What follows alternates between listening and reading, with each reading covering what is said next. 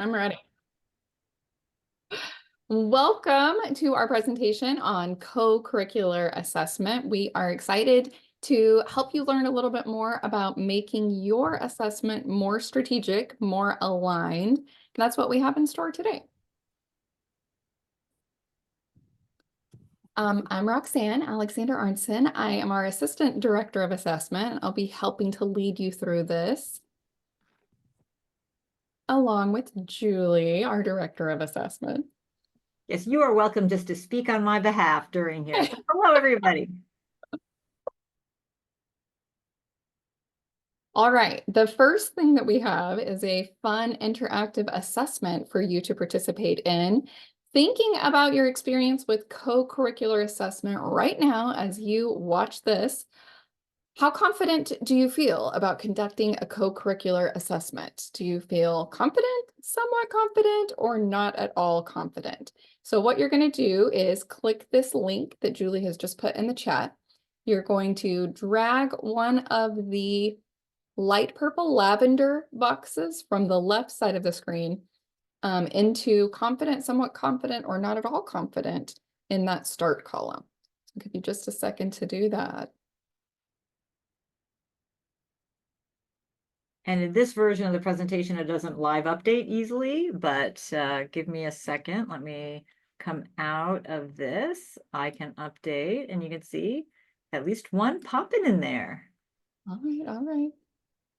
Okay, so we're in the middle, but that's great. It means we have room to grow.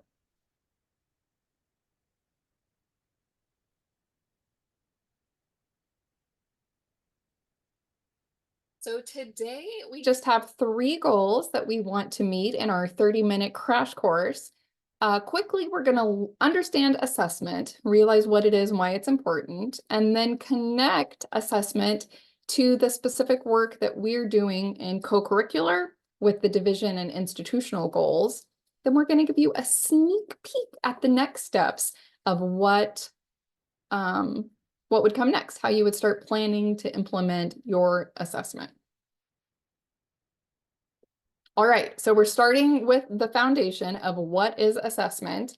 And you can see on the screen, we're focusing on assessment within higher education. It needs to use a method or tool. You are the educator. No matter what your official job title is on campus, we are all responsible for teaching students to help them learn something, whether that's how to register for classes or how to get their financial aid or how to attend a speech tournament. Whatever our learning goal is, we're educating those students. Then the assessment part is for us to evaluate, measure, and document that process so that we can best serve the needs of the students. So I kind of highlighted those key terms, and that gives us our basic definition of assessment. So we're all speaking the same assessment language. But we need to address the elephant in the Zoom, and the elephant here would be HLC. We know that we have accreditation. We know that it keeps us accountable, and that it's also important for us to ensure that our students are able to take the information, take the degrees that they're earning, and that they'll transfer, that they'll be worthwhile as they use them. So of course, we always have to worry about HLC, but we're not just doing assessment because HLC asked us to, or told us to.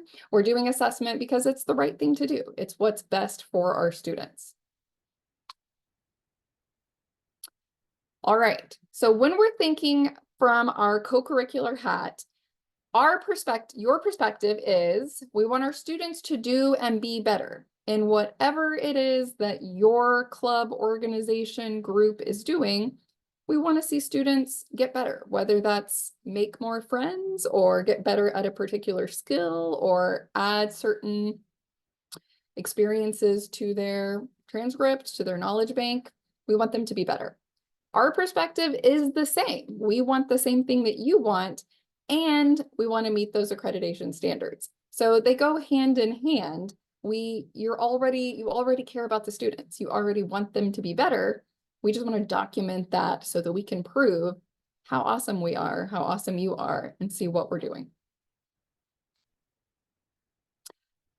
What HLC explicitly says is that if you claim it, you must assess it. So if we as an institution say that this is co-curricular assessment, then we're expected to assess it and then ideally to make improvements to student learning, that we're using it for some meaningful way. But as an institution, we get to decide how we define co-curricular. So there's not one magic, this is, this isn't. There's not like a magic 8-ball that will tell us which programs are and aren't co-curricular, but we get to define that as a college. And it can be messy, right? When we think about curricular, I think the easiest way to understand it is curricular learning is what's happening inside the classroom. Those are all of the course objectives, the criteria that we want students to know when they finish that class.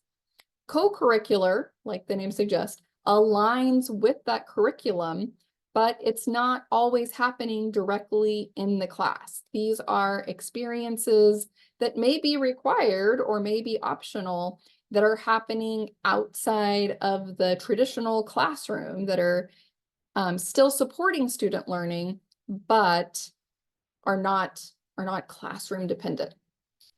Extracurricular, just to add one more layer on top of things, is independent of the curriculum. So we don't see that clear alignment. We don't see a clear connection to a class or to a particular objective, but it's still supportive, right? Having students feel a sense of community on campus is still important, even if we can't tie that to one particular class on the campus. And if you have any questions as we're going through here, feel free to throw them in the chat and we can take a pause and answer those. Okay, so now we have our foundation laid. We know what assessment is. We know that it's important. So what is co-curricular assessment? The reason that you're here. It's an activity or event with a structured curriculum where students are going to achieve identified learning outcomes that are aligned with one of our other levels of assessment. Course, program, or general education, which for us is institutional learning outcomes, or ILOs if you're hip. So again, these may be required, these may be optional, they may be something we really push. Everything's unique. So we can kind of take this as instance by instance. We can look at it and help you decide if you're not sure if this is or isn't co-curricular. Some examples of what is co-curricular here at GCC, our honors program, Gaucho 101, STEM, Ariel runs the Money Matters, and has used some assessment to see how that's going. So well done. Career service programs, counseling, library workshops, student organizations, and clubs. So this is not an all-encompassing list, but these are some examples of what would qualify as co-curricular for us. Okay, doesn't matter what you call it. Assessment enhances student development, helps students be more successful, improves the program effectiveness. If you joined us previously, you learned all about our program initiative. And if you missed it, you can watch the video. Demonstrates value and accountability. So it's helping on both sides of keeping students accountable for what they're learning and how they're growing, and keeping us accountable for tracking that and ensuring that it's happening. Okay, to connect the work, we need to lay out a roadmap to impact. You know that we are loving our maps this year. So we need a plan. We need a guide to know where we're going and to see if we're lost along the way, to make sure that we are getting to where we're going in the best, most strategic #way possible.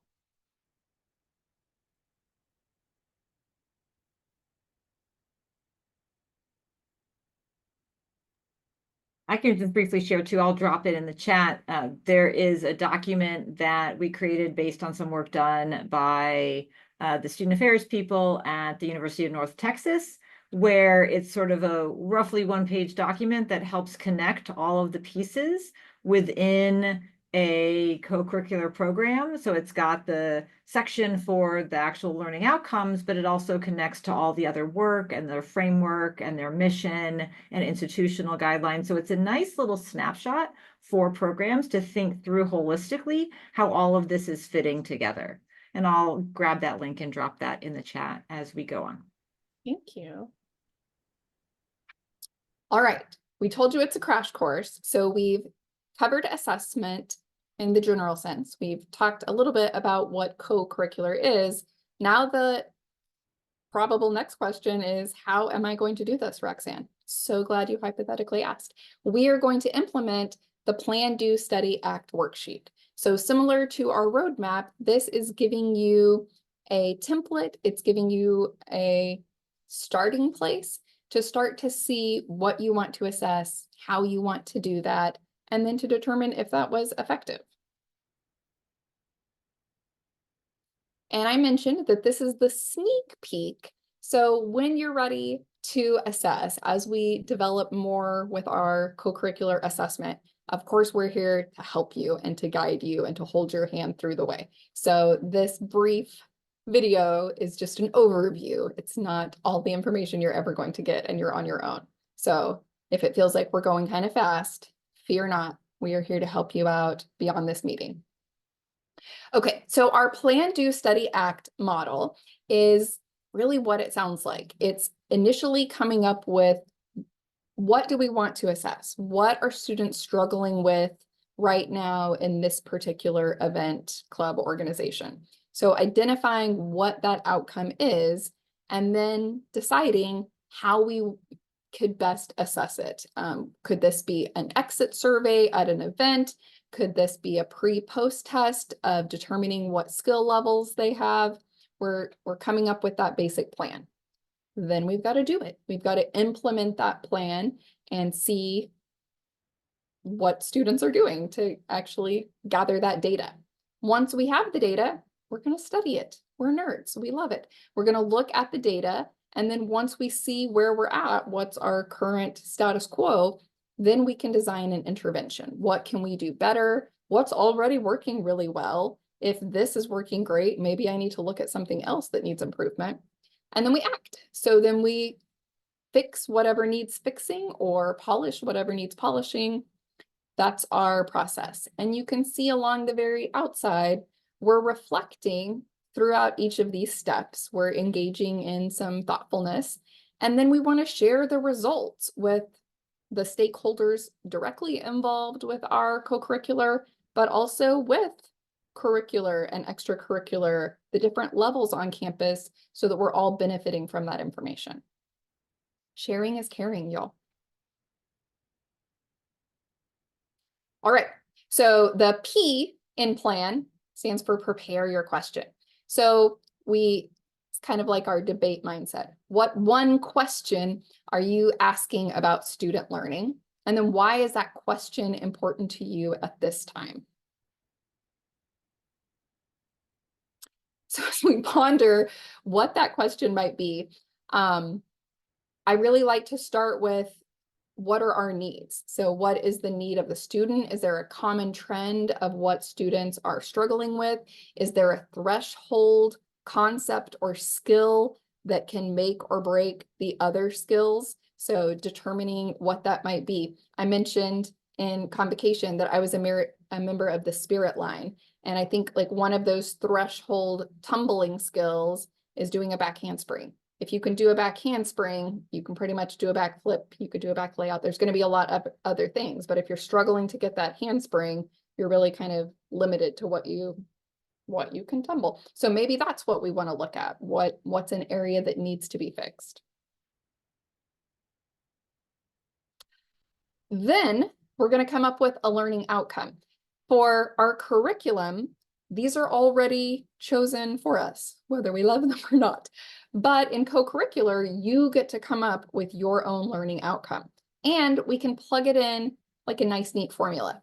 At the end of set a deadline, we know that we love a deadline, so we can get things done. Students will be able to do something in a particular situation. So some good examples are listed. I'm just going to grab one. At the end of the DRS orientation, students will be able to list the steps required to request accommodations. So we filled in the timing at the end of this orientation. We filled in the verb, be able to list, and then those steps are what they are listing, the object, and then the context would be DRS accommodations. I don't remember why we had M&Ms on that slide, Julie. We did because we had a big sheet in the room with the M&M, the M&M logo on them, and we said we wanted, I'm not gonna remember all three of them, we wanted their outcomes to be measurable, meaningful, and one other M. Okay. I also can't think of it off the top of my head, but I'll ponder it. Okay, we did the P, now we're on to the L. List our stakeholders. Who should we be talking with about this assessment? We're assessing the students, so obviously they're going to be part of the conversation, but are there other folks? Are there co-advisors? Are there gatekeepers with funding or services that we need to get through that person to be able to do what we need done? So thinking about those stakeholders, even beyond the college, right? What community partners can be best served by students leaving with this skill? So thinking about those stakeholders.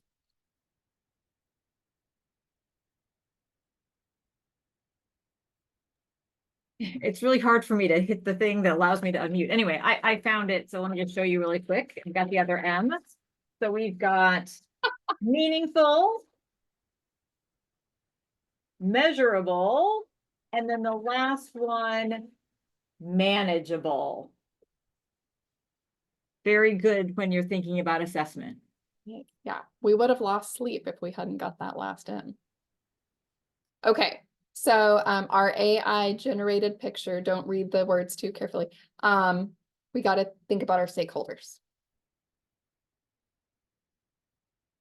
All right, the A is for adopt. So we, again, we're nerdy. Adopt your methodology. How are we going to collect this data?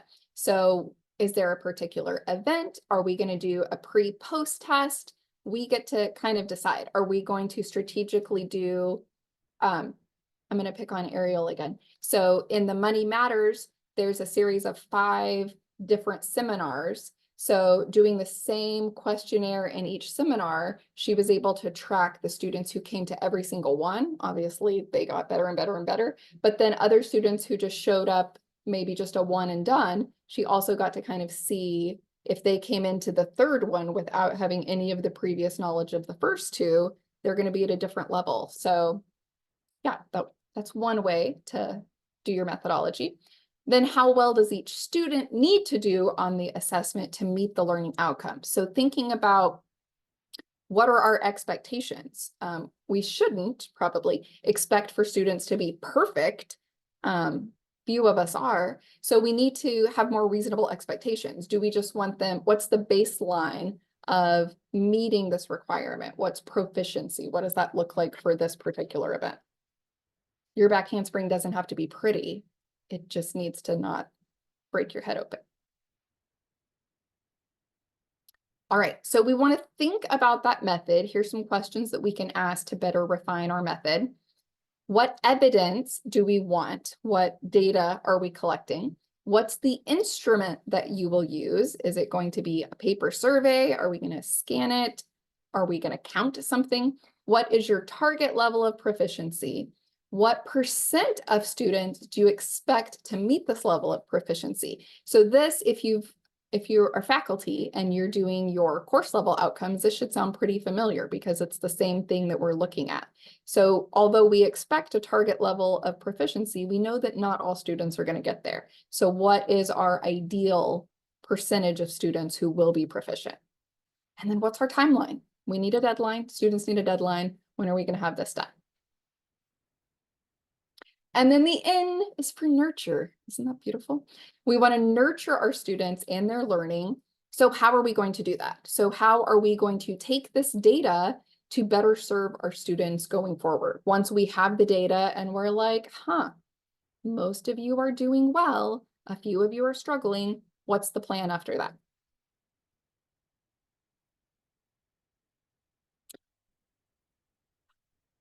I don't. I don't remember the slide either, but I think it's nice because it's the places you'll go with assessment. Sure. Okay. And you're measuring with that little ruler and your cool beret hat. Exactly. Okay. So to recap, we're going to plan what we want to assess.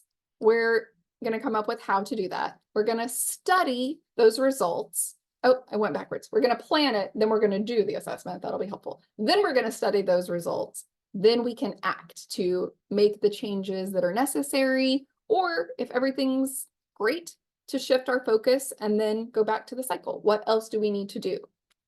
It's an iterative process. We're going to continue to learn and grow as assessors, as well as the folks we're assessing.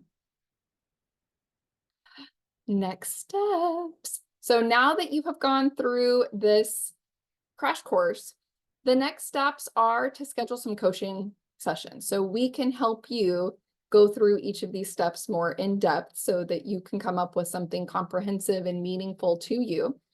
It's also a good opportunity to start having conversations with folks who are going to be impacted by this assessment. So leaders in that co-curricular area, the members of the teen club organization. So again, it's going to be unique to each particular group, but starting to think about those conversations and maybe get on somebody's calendar.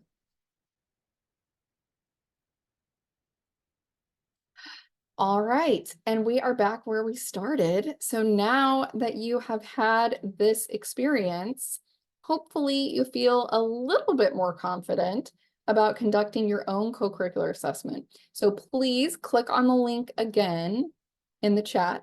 And then this time you're going to take one of the darker purple, I don't know the shape, items, and you're going to move it over into the end column. So are you feeling confident, somewhat confident, not at all confident? And I'm going to call it a gear because that was why I picked it. It was the closest thing I could find to a gear of the little shapes that were available. Okay.